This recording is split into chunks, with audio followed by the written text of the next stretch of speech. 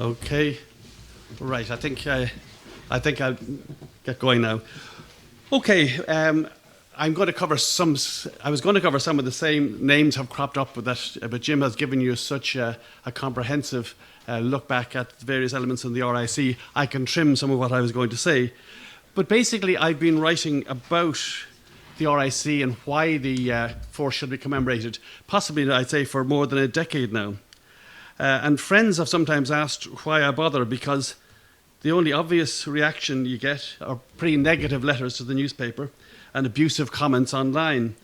But mind you, in the more recent years, I've been getting more positive reaction from a surprising range of people. Friends who never before actually realised they had relatives in the RIC, but they kind of dimly recall it back. And actually some prominent people in our society who, in the public service, who before wouldn't quite want to have maybe admitted it to people, but they have had relatives in the RIC. So I think there is a whole question of what do we remember and what do we forget? And I think it's quite important. I think that is why we should remember the RIC. That doesn't mean that they were all honourable people, although most of them were. And it doesn't mean that the people who opposed them were any less. But I suppose one of the obvious reasons for my interest in the RIC is personal. And some years ago, late at night in the Dáil Bar, I was expressed a strong opinion about a particular event, and I can't remember what it was. But somebody else in the company, who is now a High Court judge, Richard Humphreys actually, he quoted something and he said, "For every vehement, what was he said? Every strongly held opinion contains a sliver of autobiography." And that, I think, resonated with me when it came to the RIC, because the sliver of autobiography here is that my granduncle, James Farrell from County Longford, was a constable in the RIC from 1909 until the force was disbanded.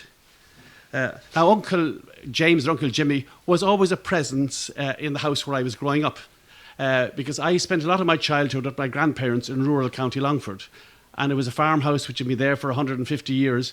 And he would have grown up in the same house. And something a lot of young people wouldn't realise now, in 1960s County in Longford, most rural farmhouses, there wasn't running water. We got the water from the well. The electricity had only been put in a decade earlier. So the house had changed very little since my Uncle James was there. But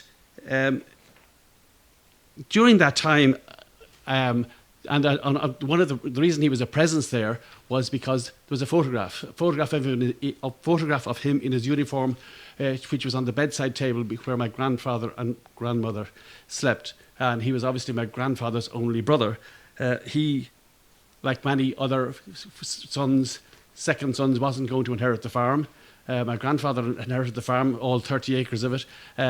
But James was almost 6'2", according to his records, which Jim dug out for me about 20 years ago. And he got into the RIC, and he served in Galway. Now, while he was obviously I was aware I had a relative in the RIC, it didn't really impinge on me all that much. In the 1960s, I would have been gripped by the romantic heroism of the 1916 Rising and all of that as I was growing up as a teenager. And I avidly read the accounts of Tom Barry and Dan Breen about the daring do of the old IRA. Now, the Collins side of my family were strongly Fianna Fáil and quite Republican in their view. I even remember a grand-aunt of mine telling me that herself and my grandmother, my Collins grandmother, whom I never knew because she died in childbirth, but that the two of them sheltered Dan Breen in their barn, the family barn after Salahead Beg. But they did it because their father would not have allowed them cross the threshold. But a lot of the young people supported him. So the Collins side of the family were Fianna Fáil and were quite Republican. But my grandfather, who had far more influence on me, because I spent a lot of time with him, and I spent all my summer holidays with him. I was aware he supported Fine Gael, but like many Fine Gael people, he was never strident about it. He didn't go around engaging in political arguments. In fact, he even bought De Valera's newspaper, the Sunday Press. No, partly because my father, his son-in-law, worked for it, but also because it had great GAA coverage. And as a young man, he'd been a prominent footballer. Now, my grandmother made occasional biting comments about the Republican heroes whose exploits I was reading, but they went over my head, I think. But one story that did impinge on me was a vivid account she gave about the day the Black and Tans had arrived in the yard of the family farm, took my grandfather away. She'd had 2 or 3 small children at the time and was terrified that she'd never see him again. A few days after he was lifted, he was dumped by the side of the road a few miles away and made his way home, roughed up and bedraggled. But the only thing that puzzled me about the episode was that she seemed to blame my grandfather for causing her such distress rather than the Black and Tans who had taken him away. This was only a puzzle I solved later, but I'll come back to it because I think it says a lot about the time. But anyway, when I finished school, I went on to study history in UCD, which was a great experience. And I had wonderful lecturers like Ronan Fanning and Brian Farrell, Maurice Manning and Tom Garvin. And it did certainly broaden my outlook on history. But the viciousness of the IRA campaign, which was then beginning, which we've heard about today, did, of course, cause people of my generation, or lots of us anyway, to reassess what the received kind of history that we'd had grown up with. But I think I recall one piece of historical writing that caused me to look at the past in a whole new way, and also caused me to think about the RIC. And this was an article by Father Francis Shaw, Professor of Old Irish in UCD, which he wrote for the Jesuit Quarterly Studies. He wrote a piece to mark the 50th anniversary of the 1916 Rising, called The Canon of Irish History. But the article was so incendiary that the editor held back its publication until 1972. And by that stage, the IRA violence had given it an added relevance. Now, Shaw's basic point was that the violence unleashed by the 1916 Rising was morally wrong, had no democratic mandate, and that its leaders were sacrilegious in their pretense to be imitating Christ. As a priest, that's what worried him, I think, more than anything. But what hit me was his comment that far more Irish people living in the 1960s had ancestors or relatives in the RIC than had any contact or relationship with anybody in the IRA. And he posed the question, why should we express admiration for actions in the past which we would condemn if they happened today? And the corollary, why should we denigrate people in the past whose actions we would support today? So that, I think, caused me to kind of question the kind of history I had grown up with. And the IRA campaign, of course, continued that process. But it also set me thinking about my granduncle and the kind of choices he must have faced as an RIC constable. I knew that he'd emigrated to England after the disbandment of the RIC and had married a Galway woman. And I assumed he simply emigrated in search of work. But I discovered it was actually more complicated than that. I learned from the family lord that he had intended to stay in Galway and get married and settle down there. But he changed his mind after a dramatic incident, and that incident has been referred to by Jim earlier on. When the forces being disbanded, the men were housed in a hospital building in Galway in the spring of 1922. This was after the establishment of the independent state and after the RIC was being disbanded. But one night a gunman entered the building and shot dead the RIC man in the bed next to Uncle Jimmy. He was clearly one of the two people that Jim has referred to there. So in the lawless state of Ireland at the time, former RIC men were being picked off in different parts of the country. So my granduncle decided he better leave. So he went to live in Leicester, managed to start a small business, get a shop, and actually ended up owning a few shops. He did quite well for himself over there. And I discovered from his demobilisation papers that he had run the commissary for the RIC barracks in Galway in the final years of his service. And this tallied with the family lore that he'd managed to stay out of the conflict during its most violent phase. And I have some vague memories of my Uncle James when visiting the family home. This is down my grandfather's farm in Longford, and he was, at this stage, nearly 80. But I remember his good humour, and one incident I recall, I can visualise him very clearly. He was over with some of his grandchildren, and one of my English cousins was thirsty, and my grandmother told me to get him a mug of water. So my cousin came with me to where the water was kept in the porch in a big bucket. But the cousin jumped back in horror when I dipped the mug into the bucket, as there were insects skating around on top of the water, as it was normal enough. Uncle Jimmy was drawn by the commotion and laughed, and he dipped his mug into the bucket and took a long drink of water, remarking that there was no taste in the world to compare with the well water from the well in Grafog. And little did he know that a few decades later, Irish spring water would be more expensive than milk. But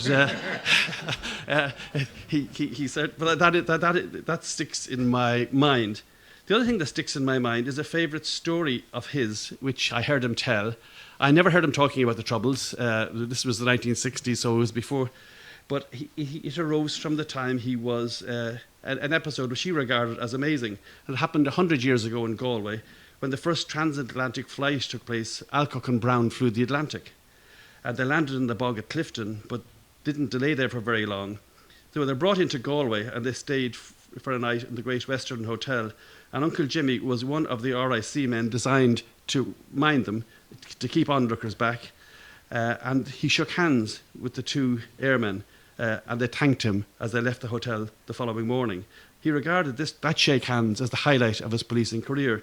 And I suppose in today's terms, it would be like shaking hands with Armstrong and Aldrin and Collins on the return from the moon. But the grim side of those years, I think, was brought home to me in another family anecdote, which I heard sometime in the 1980s from a relative, Nicky Halligan, who in the family circle, he knew all the stories and the lore, and he was very, very active in politics as well. But I was talking to him, and one time about the incident, my grandfather had been taken in by the Black and Tans for a few days, and asked, I expressed my puzzlement at this. And he explained that at some election meeting in 1920 or 21, it probably is our local elections, outside the parish church in Ardagh on a Sunday, there was a Sinn Féin speaker began to denounce the RIC, but called for a boycott of all the families who had relations in the RIC. My grandfather apparently started to heckle him, the speaker, who was a local and a militant Republican, but some of the other members of the crowd supported my grandfather, who was a popular man who played football for the parish and for the county as well, but he was held in high standing in the locality. And anyway, a majority of the crowd supported my grandfather, and the Republicans were run out of the village. But it was the following day, the Black and Tans then came and picked up my grandfather. Apparently, they were told he was a troublemaker who had instigated the affray. And the reason he was held for 3 days, though, was he refused to give them any information about what had happened, even though they wrongly assumed he was a rebel. And so the reason my grandmother was angry with him was because he never told them he had a brother who was a policeman. They probably would have released him straight away. But if he had done so, he might have been asked to explain what had happened and to point out the neighbours who were on the other side. And he didn't want to get involved at all in that. Mind you, I know the neighbours who were blamed later, and I do recall that my grandfather never had much time for them and used to refer to them as a family of planters who had come into the county, whereas the Farrells had been there for 1,000 years. And ironically, not that long ago, I met a member of that family who was very friendly and said she believed I had connections in the locality and so on. So we had a very amicable conversation, and I didn't like to say, well, 100 years ago, there might have been a bit... But it also just goes to show, I think, and going back to Ewan O'Halpin's piece earlier, how the violence spreads, when the violence kind of spreads such confusion that people get, nobody knows why some people are lifted, why some people are killed, why it spirals out of control. Now, I didn't really focus that much on the RIC again until some decades later, when I became curious about Uncle Jimmy, and I recall reading the book. It was called Police Casualties in Ireland by Richard Abbott. That's the book I think Jim has referred to, and Ewan O'Halpin has referred to. Basically, Abbott, who was an archivist with the RUC, went through every incident, the death of every RIC man that he could establish, and DMP as well, of course, insofar as he could establish them. And he recounted how they had died. And he included Tom Barry's book and Dan Breen's book and all of those as sources, as well as any records he could get. And of course, some of those stories are absolutely harrowing. Now, Jim has just given us a very good flavour of the kind of incidents that had happened. And the incident in Galway with the deaths of Sergeant Tobias Gibbons from Mayo and John Gilmartin from Galway, who were in the same ward as my grandfather's brother, I should say. But So I contacted Jim Hurley at this stage. This is 20 years ago, and he dug out my uncle's service record. It confirmed the details that I already knew, but it also contained information that he had been given an award, a third-class favourable record, on the 27th of the 7th, 1916. Now, Jim suggested he must have had something to do with the 1916 rebellion. So there were no details of the decoration in the RIC documentation, but I did have a book, the Irish Times Rising Handbook, which they published in 1917 and which was reissued at some stage in the 1980s. And in that, there is a Constable James Farrell who gets an award. I think it was a £5 or £10 war bond for his role in keeping the peace in Galway in 1916. So I do remember going home to, this is my own family, my father, who would have been very much on the Fianna Fáil side of the fence, and saying, actually, I have discovered we did have a relative who took part in the 1916 Rising. When I told him, he said, don't mention that to anybody. You will be ruined. Your credibility as a journalist will be in shreds if people know. So I am assuming that their Uncle Jimmy did take part in Galway. And my limited, I think 2 RIC men were killed in Galway in the Rising. But from my limited knowledge of what happened there, it seemed that the policing was fairly modern in the sense that they didn't really engage. They kind of shadowed the rebels, and after a few days the rebels eventually went home, and some of Liam Mellows and some of them were arrested later, but it wasn't an out-and-out confrontation. So whether that was due to good policing or the rebels deciding they didn't have the guns to take them on, I don't know. But so it was it was just an interesting to show that how you can find something out in your family history which you're not particularly expecting to find. But it also, I think what my limited research showed me was that my granduncle and his colleagues in the RIC were, as Jim has pointed out, for the most part ordinary Irishmen who had managed to get a good pensionable job and were by their own lights serving the community. The Abbott book opened my eyes to the terrible suffering inflicted on these policemen, and I felt that they shouldn't be completely forgotten. So I started about 15 years ago, I suppose. I was working in the Sunday Tribune, and I recall writing some columns suggesting that when we had all the commemorations due to come up, the RIC should not be forgotten, and the sufferings that they'd gone through shouldn't be forgotten. Now, it drew a pretty hostile response, particularly from a historian called O'Connor Lycett, who wrote a scorching letter to the paper denouncing me and anybody who would suggest such a thing. And I was kind of puzzled at the vehemence of the reaction. But subsequent articles about the RIC drew a similar response. It has to be said from a small number of people, because I've written about it in the Irish Times on a number of occasions. And to be fair, neither in the Sunday Tribune or the Irish Times did anybody in the paper say you shouldn't write about that, or it's completely up to my own call on the matter. But I think certainly in more recent times, initially I did receive a small number of complimentary letters from people who had relatives in the RIC and were delighted that there was some mention being made of them. And I think more interestingly, friends of mine from different political persuasions, and none began to tell me quietly that they had relatives in the RIC. And this included 2 friends, I would have to say, from strongly Fianna Fáil families who both had relations in the Dáil. And one asked me if I could find out anything about two RIC relatives of her mother who had apparently been killed in an ambush, but it was never spoken of in the house. But she thought her mother had mentioned it to her, so she didn't know how to look it up. But she gave me the names, and actually in Abbott's book, the ambush is there, and the names of 2 very young Irishmen who were killed. They must have been a very short time in the RIC when the ambush took place. So in the light of that, when the decade of centenaries began, I began to write occasional pieces about basically suggesting that the RIC should be commemorated.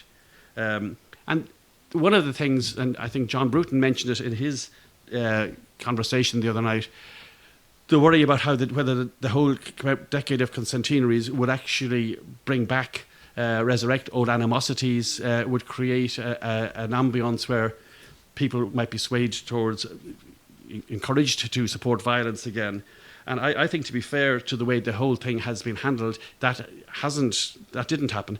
I think I agree completely with him that the Home Rule Bill wasn't given the kind of credit I would like to have seen. But that said, the Irishmen who fought in the British Army were certainly commemorated, and it became almost a kind of a cottage industry, and people finding out about their relatives in the British Army, and people were quite proud to say that they had a relation who fought in the First World War, and that was all to the good. And even the state was prepared to commemorate the British soldiers who had suppressed the 1916 Rising, and published their names. But in spite of all of this magnanimity, I think there has been one notable exception by the state, and that is that there has been no formal recognition of the Irish policemen who died in the course of duty in the violent events of 100 years ago. And I think a heroic effort to remember them has been made by this small group, the Harp Society, which Jim is a leading member. And they have had this interdenominational service at Mount Argus since 2012, which is a very touching and moving ceremony. And I think in the last couple of years that there had been no kind of formal recognition at all by the state, but the Gardaí have certainly been represented there. And I think the Harp Society are former guards. And I think the only people who can understand policing in Ireland in 100 years ago are the Gardaí who are serving today, because they know all the pressures and all the difficulties that they face. And I think Ewan O'Halpin actually did make a good point when he said that the biggest commemoration to the RIC is the Garda Síochána, because the Garda Síochána are carry on in the same tradition and haven't changed that very much. And I just Jim again put up that the slide about the commemoration, which is going to be held by the Beara Society about Constable Michael Downing, and I'll actually read a bit from if I can find it here. I had it's in the current issue of the Southern Star, which is a fine newspaper. I was talking to one of the journalists from the Southern Star the other day, and she was telling me that the Southern Star has actually increased circulation by 5% in its newspaper circulation in the last year. I think it must be the only paper in the entire country that can, because all the papers are under pressure. But anyway, what's interesting about the commemoration of Michael Downing is that it was, that the story has appeared in the paper, that will be the commemoration in Adragool, but he had the picture that Jim showed, which was of the constable, was presented to the family by his colleagues after he died. It was a picture, they had it framed and they presented it to the family, and the family have now loaned it out. It's in the new Kevin Street Garda station on a temporary basis. So the guards are certainly doing their best. But somebody in the local paper 100 years ago, they published a poem, and I just read a couple of lines of the poem, and the poem is titled "Murdered in Dublin," and it was penned by a PS from Skibbereen. But the first lines are: "A Dublin street with blood runs red, that by no stranger's hand was shed, slayer and slain our own." And I think that actually does sum it up. The slayer and the slain were our own, and I think that is why we should commemorate our own, and without any implication for either side, because I think the time has come to do that. And again, the expert advisor group, chaired by Maurice Manning, which actually advises the government on commemorations, produced a report earlier this year, and it's suggested that specific initiatives be undertaken to commemorate the RIC and the DMP and to acknowledge their place in history. Then Martin Manser is the deputy chair of that body, and they signed off on the report. So far, there has been no silence from the government, but I have a feeling that the current Minister for Justice, Charlie Flanagan, is taking the suggestion more seriously than some of his colleagues, and maybe there are grounds for hoping that the state will finally acknowledge the contribution of the police forces to Ireland. It's calculated, I think Jim has worked it out, that over 90,000 Irishmen served in the ranks of the two forces during their existence. And I think their numerous descendants and relatives should not feel excluded from the decades of remembrance. And like everybody else, their descendants also have relatives who were on the other side, could have been in the IRA, could have been in the British Army. But I think it is, if we want to remember the past in all its complexity, I think we have to commemorate the RIC. And one of the most touching moments I felt from the decade of centenaries, and again it was something that Jim mentioned, but I was really struck by it. It was the Harp Society organised a commemoration at the gates of Dublin Castle on Easter Monday 2016 to mark the death of the first casualty of the Rising 100 years earlier, who was unarmed constable of the DMP, James O'Brien. And even though it wasn't an official event, the Gardaí were well represented. And actually, a young Garda who carries the same number on his shoulder as Constable O'Brien was there. And again, the continuity between the RIC and DMP and the Gardaí, when the DMP were merged with the Guards in Dublin have the same numbers as the DMP had before them. So the young lad with the who's the current constable with that number was there, and wreaths were laid by the society. The British ambassador laid a wreath. There's nothing, of course, from the Irish state, but what did happen was the picture you saw of a young girl came forward with a wreath at the end, and the committee were surprised. They didn't know what was going on here, and it turned out to be the granddaughter, or was it the great-granddaughter, of Sean Connolly of the Irish Citizen Army, who fired the fatal shot on Easter Monday. Now, Connolly himself was killed in the course of the Rising, and he was in the Irish Citizen Army. So it was his 10-year-old Freya Connolly, his great-granddaughter, and her parents were there. I thought that simple, unprompted act of reconciliation by the Connolly family, it kind of symbolised for me all that's best really about Ireland, and about the need to commemorate everybody, and the fact that there is a willingness out there, apart from a few soreheads. I think most people feel that it is time that it should be done, and I'm just hoping that the Minister for Justice, Charlie Flanagan, can persuade his colleagues in government that now is the time to do it. Thank you.